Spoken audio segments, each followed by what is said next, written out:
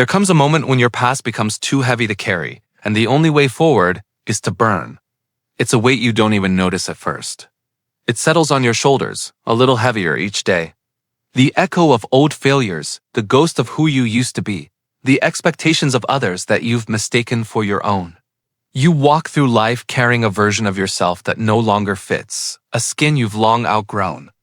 The world sees the mask, the practiced smile, the predictable responses, but inside, you are suffocating. You are trapped in a cage built from yesterday's victories and defeats. Every hallway feels the same. Every reflection in the mirror shows a stranger wearing your face. This is the great illusion that who you were is who you must always be. Society reinforces it, your own habits lock it in place. You become a character in a story you didn't write, playing a part that drains your soul. You tell yourself this is just how it is. This is maturity. This is responsibility. But it's not. It's a slow decay, a quiet surrender. The light in your eyes dims, your dreams curdle into regrets. You are a living monument to a person who no longer exists. The exhaustion is bone deep. Not just tired from a long day, but a weariness of the soul. You've been performing for so long you've forgotten who the audience is or why the show must go on. But then something shifts. A crack appears in the facade. A moment of clarity so sharp, it hurts. You realize the prison isn't made of steel bars, but of your own beliefs. The warden isn't some external force. It's the part of you that's terrified of change. And you understand with chilling certainty that you can't carry this weight any further. To continue like this is a fate worse than any ending. It's a slow, silent fade into nothingness. Then comes the spark. It doesn't arrive like a lightning bolt from the heavens. It ignites from within. A whisper of defiance. A flicker of rebellion against the self-imposed sentence.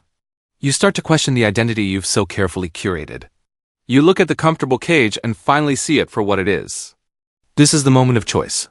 The choice to stop running, to turn and face the shadows. To feed the fire instead of stamping it out. It's terrifying, because this fire doesn't just warm you. It threatens to consume everything you know. Every lie you've told yourself, every compromise that has chipped away at your spirit, every piece of the fragile identity you've mistaken for yourself, it is all kindling.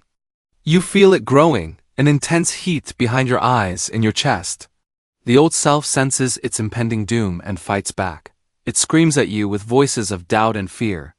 It reminds you of the comfort of the familiar, the safety of the known.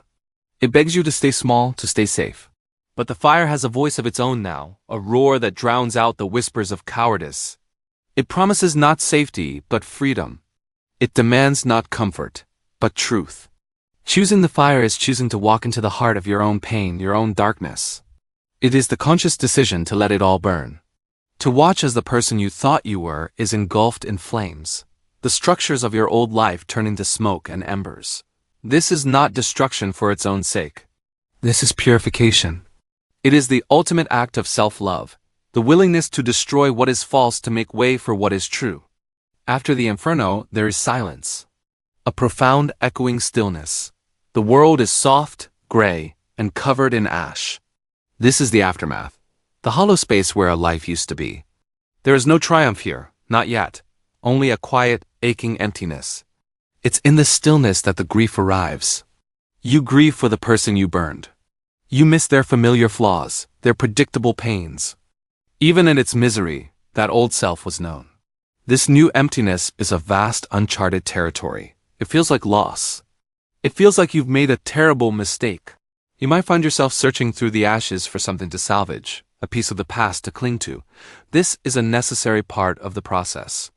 You must honor the one who carried you this far, the one who survived long enough for you to find the strength to ignite the flames. This emptiness is not a void. It is a canvas. It is the fertile ground from which something new can grow. It is the silence that allows you to finally hear your own true voice. Most people fear this stage. They rush to fill the emptiness with noise, with distractions, with another ill-fitting identity. They can't bear the discomfort of being undefined. But you must stay here. Breathe in the ash. Let the silence seep into your bones. Accept that you are nothing, and in that nothingness, you have the potential to become anything. This is the doorway. The passage between who you were and who you are becoming. It is in this sacred pause, this world of gray, that the real work begins. You are not broken, you are cleared. The site has been leveled, ready for a new foundation. You do not rise by chance. You rise by choice. You rise through discipline. From the ash you begin to build. Not with the old blueprints, but with a new architecture forged in the fire. This is the slow, deliberate process of becoming. It starts with a single thought, a single action. A promise kept to yourself, waking up when you said you would. Doing the hard thing, especially when you don't want to. Each act of discipline is a brick laid in the foundation of your new self. Your mindset becomes the mortar that holds it all together. You stop seeing obstacles and start seeing opportunities for growth. You stop blaming the world and take radical ownership of your reality. You understand that your thoughts create your experience, so you become the vigilant guardian of your own mind, cultivating thoughts of strength, resilience, and purpose. And purpose is the grand design. It's the why that fuels the how. It's the North Star that guides you out of the darkness. This isn't some vague, lofty goal. It's the impact you want to have, the values you want to embody, the standard you set for yourself. It is the light that begins to glow from within, a steady, unwavering beacon in your chest. This is not a rebirth into a perfect, flawless being. It is a rising into a more authentic one. An integrated one. You carry the lessons of the fire not as scars, but as a source of inner strength. The glow expands, pushing back the shadows. A new silhouette takes form, defined not by the past, but by conscious daily choices. You are the architect, the builder, and the building itself. Forged in fire, reborn from ash. You do not rise by chance. You rise because you choose to. For more videos like this, subscribe. Stay with the darkness that makes you stronger.